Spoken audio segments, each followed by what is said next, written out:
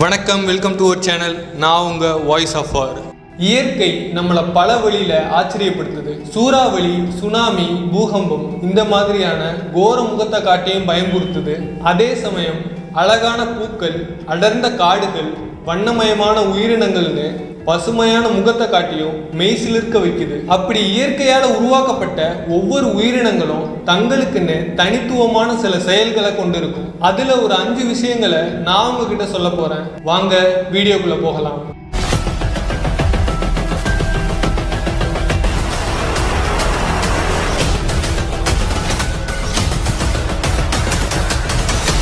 Number 1, spider decoys. Amazon மலைக்காடுகளில் Cyclosa அப்படின்னு சொல்லப்படுற ஒரு சிலந்தி இனம் இருக்கு. இந்த சைக்ளோசா இனத்துல நிறைய வகையான சிலந்திகள் இருக்கு.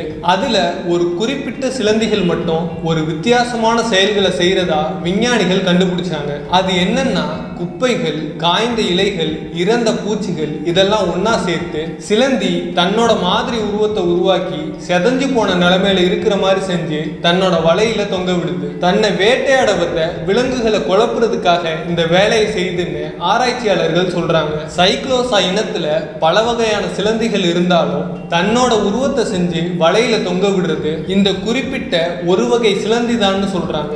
Number 2, puffer fish circles. 1995ல் ஜப்பான்ல இருக்கிற சில டைவர்ஸ் கடலோரத்துல ஒரே மாதிரியான வட்ட வடிவத்துல இருக்கிற சில அச்சுகளை பார்க்கறாங்க. ஆனா 10 வருஷங்களுக்கு மேல ஆகியும் விஞ்ஞானிகளால அந்த அச்சுகளை உருவாக்குனது யாருங்கிற விஷயத்த கண்டுபிடிக்க முடியல. கடைசியா 2013ல் அந்த வட்ட வடிவிலான அச்சுகளை உருவாக்குனது பஃபர் ஃபிஷ் அப்படின்னு சொல்லப்படுற ஒரு வகையான மீனுன்னு கண்டுபிடிச்சாங்க. ஆண் பஃபர் ஃபிஷ் பெண் பஃபர் ஃபிஷ்ஷை ஈர்க்கிறதுக்காக இந்த வட்டங்களை உருவாக்குதுன்னு சொல்றாங்க. இந்த பஃபர் ஃபிஷ்ஷோட நீளம் 5 அடி தான். ஆனா இது உருவாக்குற வட்டம் 7 அடி இருக்கும்னு சொல்றாங்க.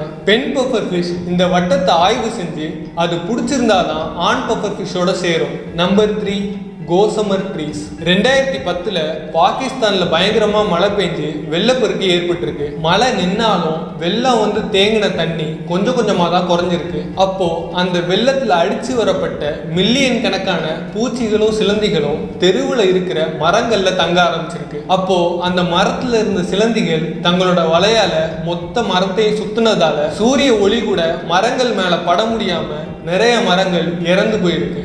Number 4, weaver bird nest. இத நெசவாளர் பறவை அப்படின்னு சொல்றாங்க. இதுல ஆண் பறவைகள் பெண் பறவைகளை ஈர்க்கிறதுக்காக கூடு கட்டும். தாவர இலைகள், மரத்தோட கிளைகள், சின்ன சின்ன குச்சிகள் இதெல்லாம் ஒன்னா சேர்த்து அதை வச்சுதான் இதோட கூட்டை கட்டும். இதோட கூட்டை பாத்தீங்கன்னா மரத்தோட கிளைகள்ல தொங்கிக்கிட்டு இருக்கும்.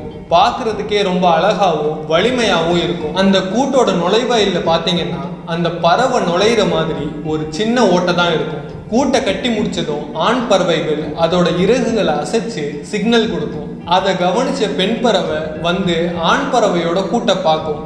அது பிடிச்சிருந்தா ஆண் பறவையோட சேரும். ஒருவேளை பெண் பறவைக்கு பிடிக்காம போச்சுன்னா ஆண் பறவை கட்டின கூட்டை விட்டுட்டு மறுபடியும் புதுசா ஒரு கூட்டை கட்ட ஆரம்பிக்கும்.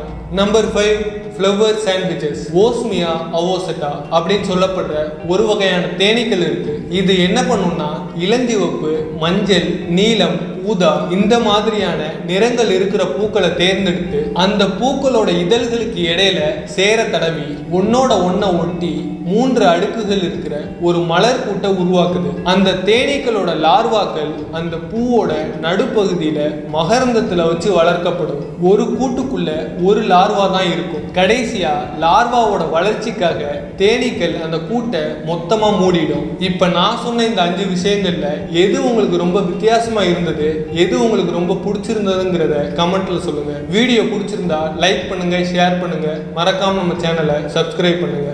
மறக்காம பெல் ஐகானையும் பிரஸ் பண்ணுங்க. அப்பதான் நான் போடுற எல்லா வீடியோவும் உங்களோட மொபைலை தேடி வரும். மறுபடியும் இதே மாதிரி ஒரு நல்ல வீடியோவோட வந்து உங்களை சந்திக்கிறேன். அதுவரை உங்களிடமிருந்து விடைபெறுவது நான் உங்கள் வாய்ஸ் ஆஃப் ஆர்.